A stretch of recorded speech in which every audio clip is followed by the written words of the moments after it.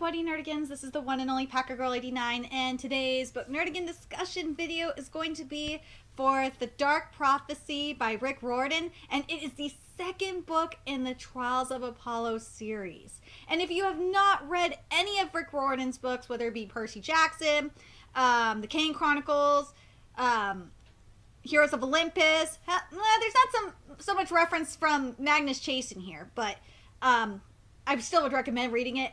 Or the first book of the Trial of Apollo series, The Hidden Oracle, then you should not be watching this video. You should just go be reading those books, watch the videos I've done for them, and come back here so we can discuss it. So it starts right where we left off, and Festus, like, we get to Indiana, where, you know, the prophecy from last book was saying that Festus, Leo and Calypso and Apollo are supposed to be going, and like you could tell Festus just does not like Indiana for good reason. Let's see.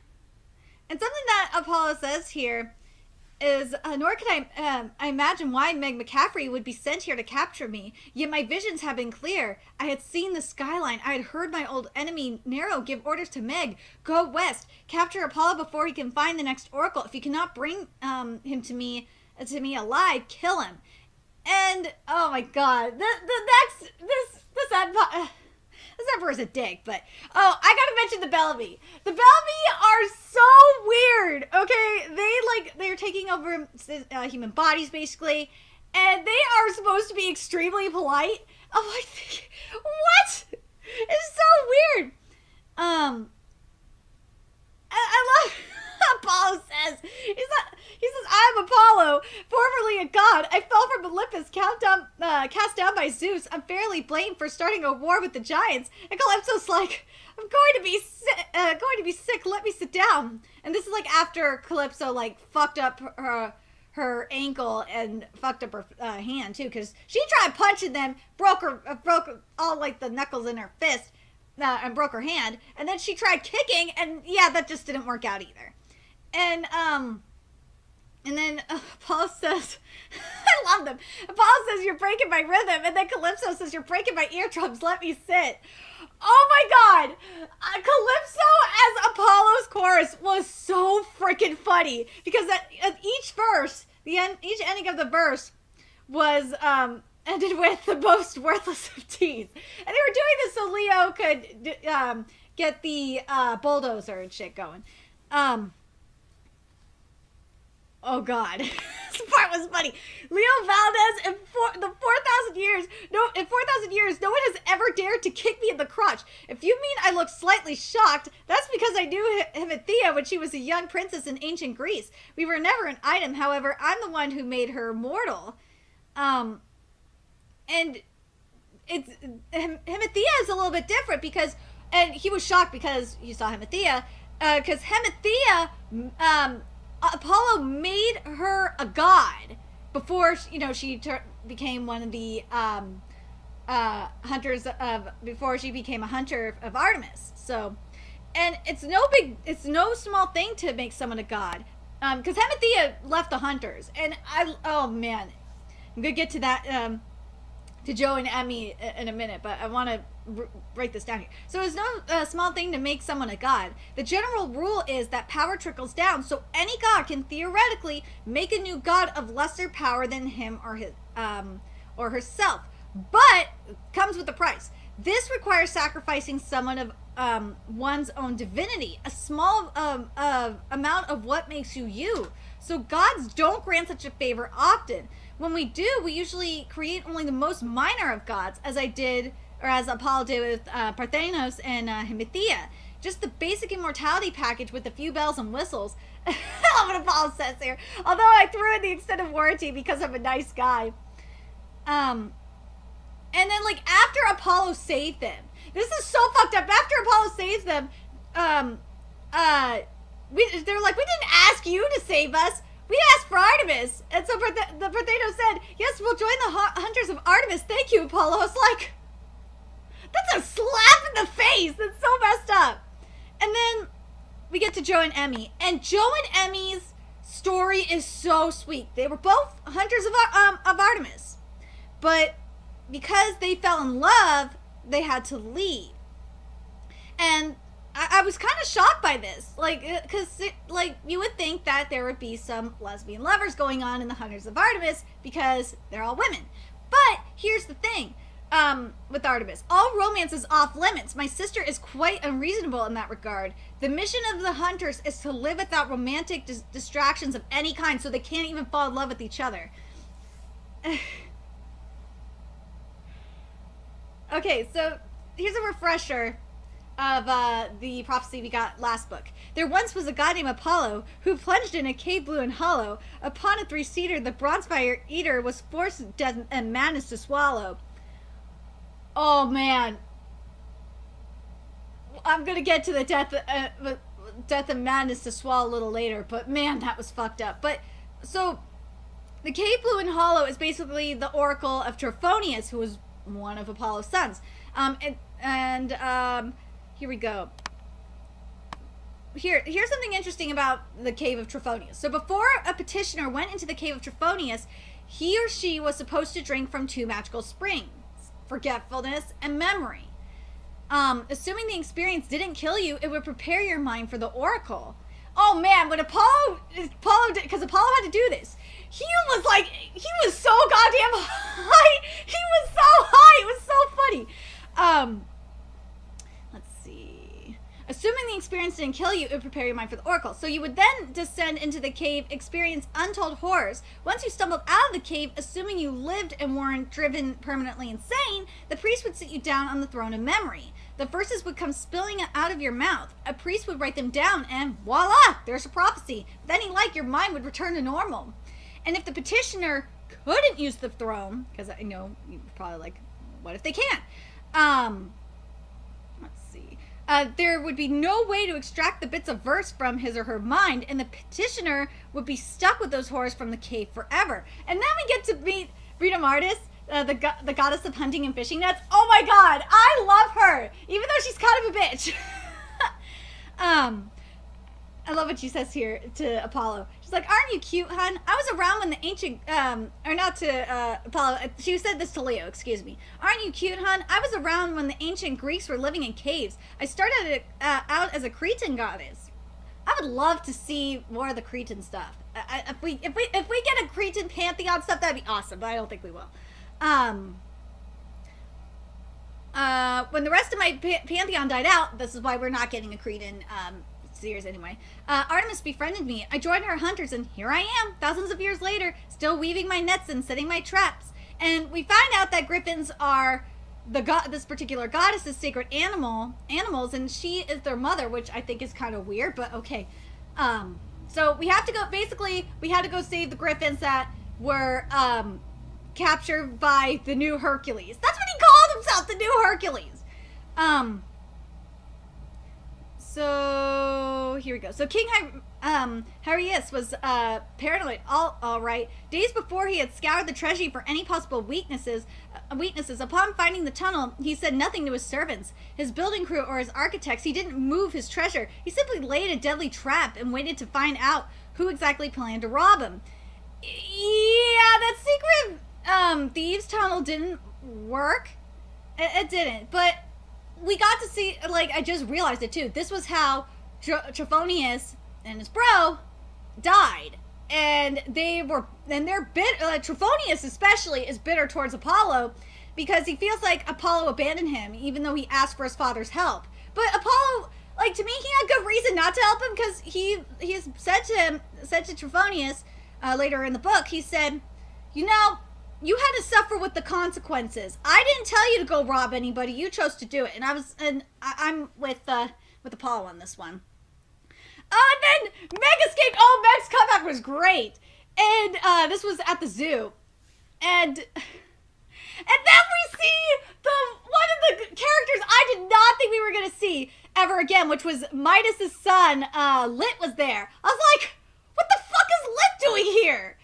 I know he, Midwest and shit, that Lit was in Omaha, but how the fuck did he get here? So I was excited for that. And apparently, I thought this whole thing was funny when they went to get the tater tots for the Griffins. Because it's just like the most random thing is a Griffin's favorite food. Let's see. Oh, this part was funny. So Calypso, this is when they were trying to, escape. Calypso, undaunted, waved her arms and began to encant. Her tone made it sound as if she were racing the worst diamonds from Tartarus, though her words in ancient Phoenician were actually a recipe for making pancakes. I love this. I love Rick Riordan's writing. He knows how to make shit hella funny. And we find out, like, this is when we're helping the Griffins escape. We found out that the female one's a little bit slower because she's pregnant with Griffin eggs. So it's like, oh my god, this is bad. And Calypso, in order for them to, get on the Griffins and shit, they had to gain their trust by, actually feeding the tater tots to the Griffin, like sticking their hand in there. So, Calypso says to Apollo, why don't you sing the song that Zeus used to sing? Oh man, this song, Zeus's song, was really, really sad. This is in the palace at Mount Orthus, when he was Cronus's cupbearer, Zeus used to entertain the court with songs. And oh my god, I'm gonna read this. I'm gonna try not to cry. Electricity tingled at the base of my skull. I did know this song. An early memory surfaced of Zeus and Leto singing this melody when Zeus visited Artemis and me as children on Delos. My father and mother, destined to be forever apart because Zeus was a married god, they had happily sung this duet. It's like, oh my god, it's so sweet. And poor Apollo was like, tears welled in my eyes. I took the lower part of the harmony. It was a song older than empires about two lovers separated and longing to be together. And the last song,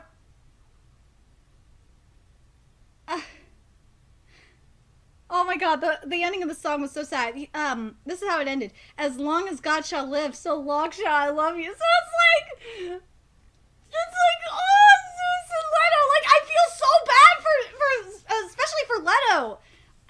Zeus has to deal with, Hera, and Zeus wants to be with Leto so bad. It's like, it's not fair. And then Lit comes here. Oh my god, when Lit introduces himself, it is just hilarious. He said, he raised his sword. I earned it, believe me. My friends call me Lit, but my enemies call me Death. I was like, I'm Lit. And then Apollo said this, I'll call you Lit, though you don't strike me as very lit. Your father and I used to be great friends. Once I gave him ass's ears. I was like, oh, Apollo, that was the wrong thing to say. And then, from somewhere above, a small humanoid form dropped between me and my attacker with a clang and a burst of sparks. Lit's blade stopped cold in the crook of a golden axe. The cross blades of Meg. Oh, when she came back, that was so awesome. I loved how she distracted the Germana, Lit and the Germani. And basically what she did was she made, like, the thing, one of the buildings collapse. It was so sweet. And she said, and Lit said this, and I think this is important because I was kind of shocked. Too. Demeter is my mother too. Her children make the best swordsmen. We understand the need to reap. It's just the flip side of sowing, isn't it, little sister? Let's see what you know about reaping lies. I was like, damn, I didn't know if Demeter meant for that, but shit. Oh man. Oh my god, when Lit was he was run over by a herd of armored ostriches. I thought that shit was funny, but this makes it, the way Apollo describes it's even better. The swordsman disappeared under a tidal wave of feathers, razor wire, and warty piglets. And then, over the arena, there was a net, right? And we found out that, hold on, like, I'm gonna make sure I'm saying her name right. It's gonna bother me. Brito Marta said, what was this? She said, the net over, or Apollo said this to her, the net over the arena, nets are your department. You helped blast it away, didn't you? Calypso couldn't have done that magic by herself, because remember, Calypso doesn't have any magic. And Brito Marta sparked. I may have jump-started her power a bit. She'll be more useful to me if she can master her old abilities. And apparently, this is interesting to know.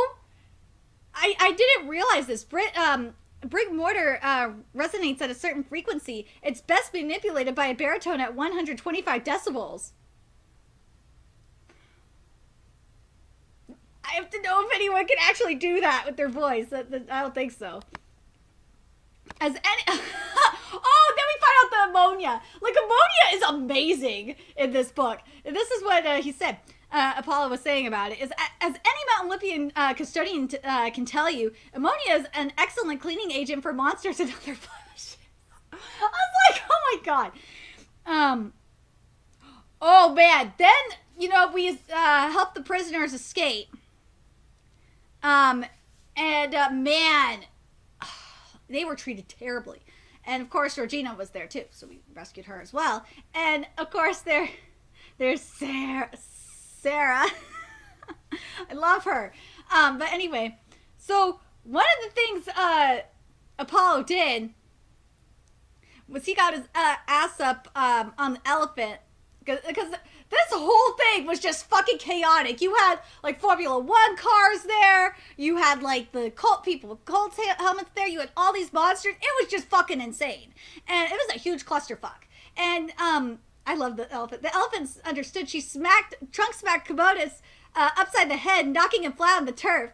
Lit fumbled for the hilt of his sword, finding it. He jabbed the point into the Emperor's exposed neck. I was like, Lit! What the hell? And Lit did this because Commodus said that Lit wasn't useful to him anymore, and he was going to kill him. He's going to find a new prefect. So Lit was just like, fuck you, bitch! Stab. And then, but he didn't kill him. But Jimmy, one of the guys that escaped, he said he's not a gladiator, and this is before he got captured. I only fight on weekends for money. Mixed martial arts, I'm probably going to butcher this, Gidigbo and Dambe. Most people don't. They are Nigerian martial art forms. And the first Gidigbo is a wrestling style for my people, the Yoruba. And it gets mentioned near the end of the book that he's not, Greek or Roman demigod, but he's a demigod. And I'm like thinking, is Rick Riordan gonna do like Yoruba stuff? Because I looked up Yoruba and they do have gods. So I'm like, oh my god. I was hoping he would do like Zulu, but if you're gonna do Yoruba, that would be really interesting. I really want to know more about that pantheon in particular. So it'd be cool if Riordan did a series about that. Anyway, the other is a Hausa sport, more violent, but I like it. And his name is actually Olajime. But to make it easier, he has the Americans call him Jimmy. So this is something to know about Artemis and why the Hunters of Artemis are coming to Paul's Aid and stuff. And I gotta say, I forgot to mention the way station. The way station is badass.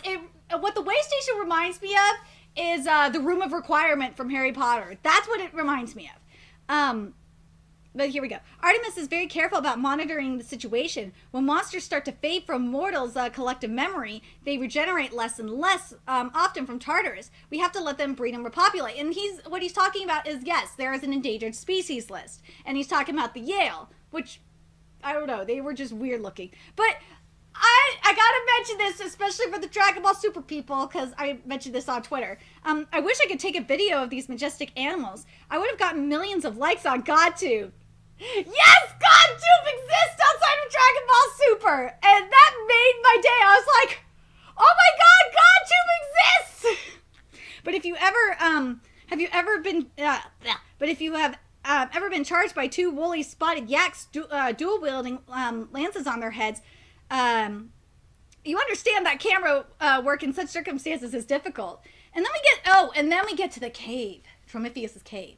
And it is filled, like the lake that Apollo has to go through is filled with snakes. It is, oh my god, like I would not be able to walk in there. I would be so freaked out. But this is like after Apollo's just like freaking high from drinking the water, drinking the water of memory and the water of forgetfulness. Oh yeah, and we saw Styx, and the goddess for the river Styx, and she's like, "You broke your promise. I'm gonna get you." And like Apollo's like all high, he's like, "I don't know you." And she's like, "I don't have time to deal with this. I'll get you later." So I'm guessing book 3 is gonna really focus on that in particular. So why snakes? Why there's so much snakes? I fucking hate snakes. You asked me why we would find snakes, didn't you? Or was that someone else? Again, he's still high. Snakes are symbolic. They represent prophetic wisdom from deep in the earth, just as birds symbolize prophetic wisdom from the heavens. So snakes are attracted to oracles, especially ones in caves. I'm sorry, I will never be a daughter of Apollo for that reason. Never. I could not be deterred. Instead of... Oh, this is the part that really got interesting. So, Meg started singing, and she, released all her grief and shit, just like Apollo did in the first book. And, Tromotheus, well, all the snakes go towards her, and, like, Meg has, like, all this darkness and despair in her lungs, and she's dying. And what happened, like, Apollo gave her mouth to mouth, but instead of exhaling, he inhaled, sucking the darkness from Meg's lungs. So that portion of, where is it? Crap. Hold on. I need to find this because it's going to drive me nuts.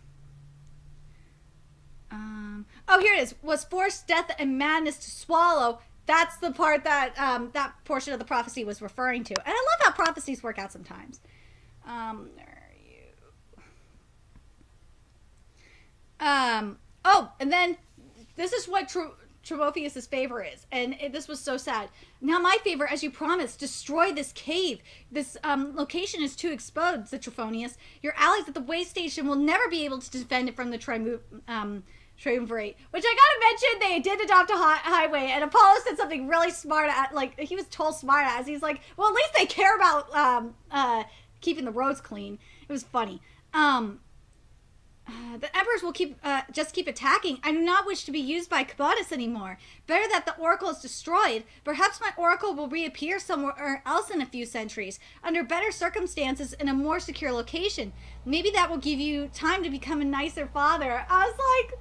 And then he said, tell my brother that I'm sorry. I was just like, oh, Trophonius. I can't hate him. I understand why Trophonius was so bitter towards Apollo. He felt like Apollo abandoned him. He felt like his father abandoned him and his brother. It's so sad.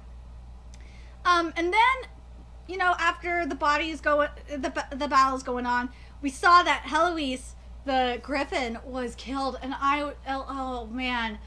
oh man, that was so sad. I was just like, no.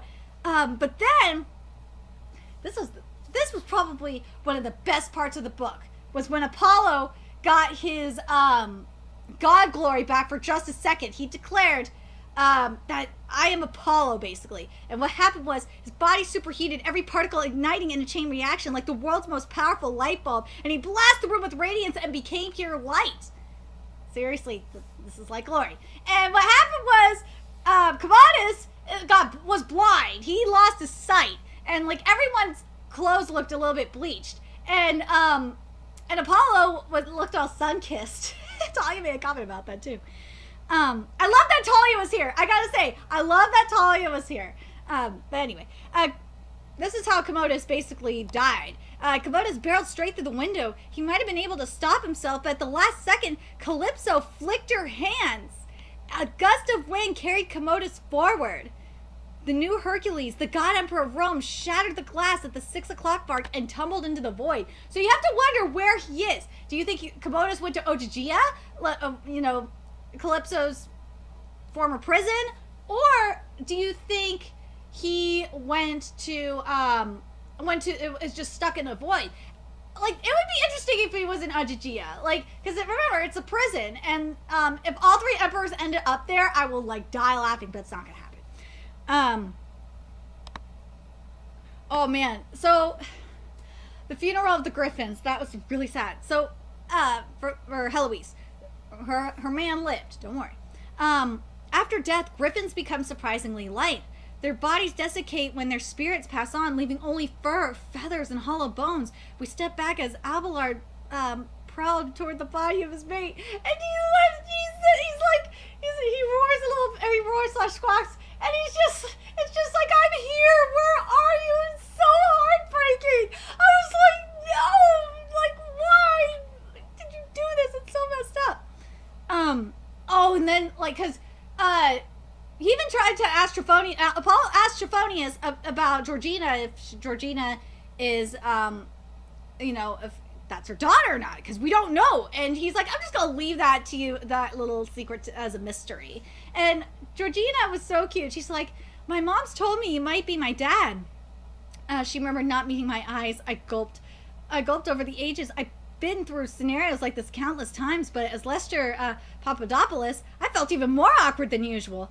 I might be Georgina. I don't know. And then she says K, and she held up her the thing she was holding, a figure made of pipe cleaners, and pressed it into my hands. Made this for you. You can take it when you go away. I was like, oh, little Georgina. She's so cute. But then we got the Meg sits down in the chair, which I gotta say, it's so cool that it folded up into a backpack, and I should just start expecting this. Like, Festus turns into a suitcase, and the chair of memories turns into a backpack. I mean, it happens in Magnus Chase as well, so this is nothing new. I'm getting used to this. But now we get the new prophecy here. The words that memory wrought are set to fire. Ere new moon rises over. The Devil's Mount. Okay, we're going back to the East Bay. It makes me happy. The Changling Lord shall face a challenge dire, till bodies fill the Tiber beyond count. Yet southward must the sun now trace its course, through mazes dark to land and scorching death, to find the master of the swift white horse, and wrest from him the crossword speaker's breath. To westward palace must the Leicester go. Demeter's daughter finds her ancient roots. The cloven guide along the way does know to walk the path in thine own enemy's boots. When three are known and Tiber reached alive, 'tis only when Apollo starts to jive. And Apollo's like, fuck, this is a sonnet. May the gods help us. It was a Shakespearean sonnet. So we're gonna break this down here. The character is broken down somewhat, but there's some stuff that needs to be mentioned here. So the first stanza mentions the new moon, and the next moon is only 5 days. So there's a time limit. You only got 5 days to get there. Bodies filling up the Tiber.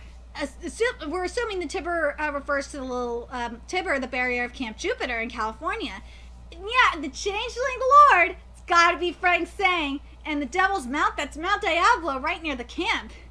And this part was mentioned too. I believe the first stanza is all of a piece. It mentions the words that memory wrought. Ella the Harpy is at Camp Jupiter, using her photographic memory to reconstruct the lost books of Cumaean and Sybil. My guess is that, this is what Apollo said, my guess is that the triumvirate means to eliminate the threat by burning down the camp. The words that memory wrought are set to fire.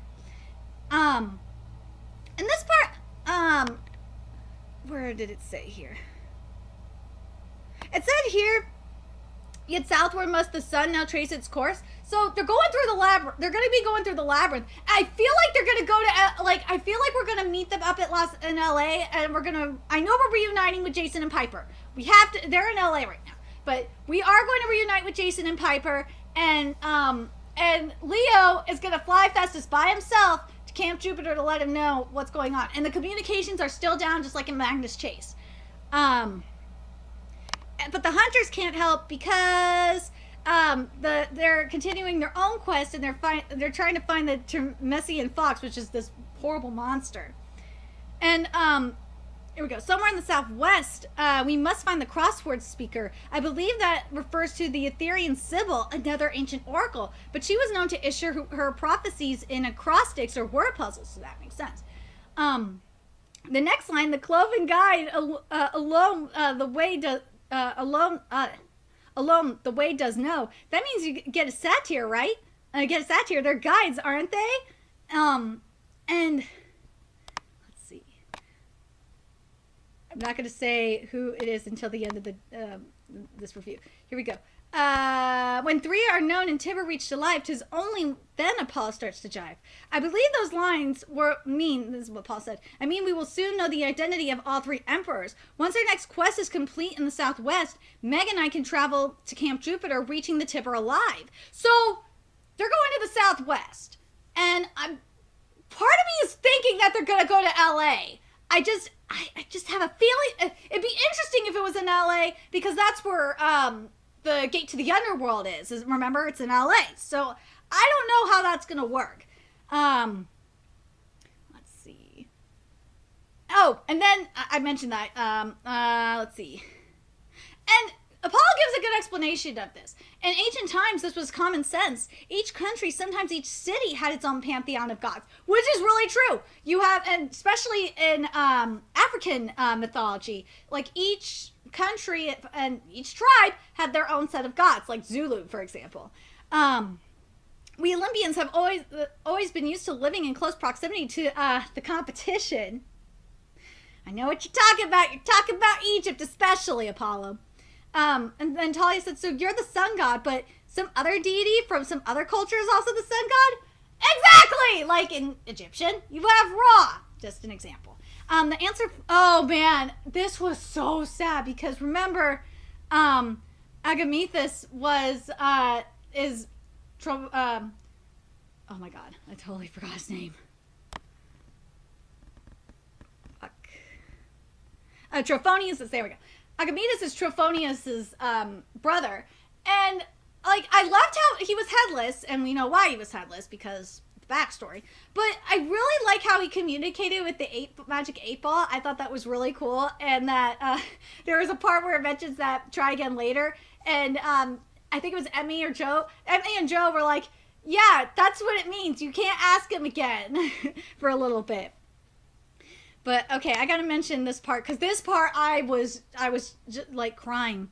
The answer floated up through the water, a dense block of words on the small white dive face, because Apollo was saying that he would go to Hades himself and make sure that he gets to Elysium.